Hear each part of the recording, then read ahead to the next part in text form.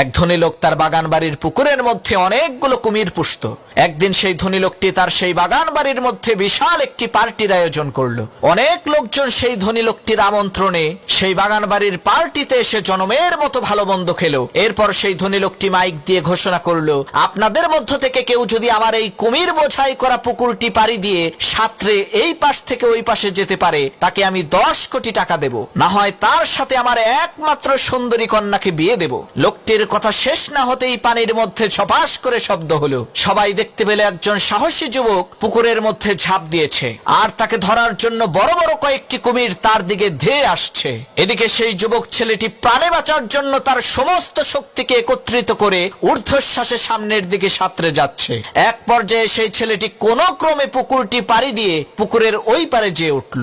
ছেলেটির এত বড় বিজয় দেখে সকলেই হাতে তালি দিল। আর সেই ধনী ব্যক্তি সেই ছেলেটিকে জিজ্ঞেস করলো, বাবা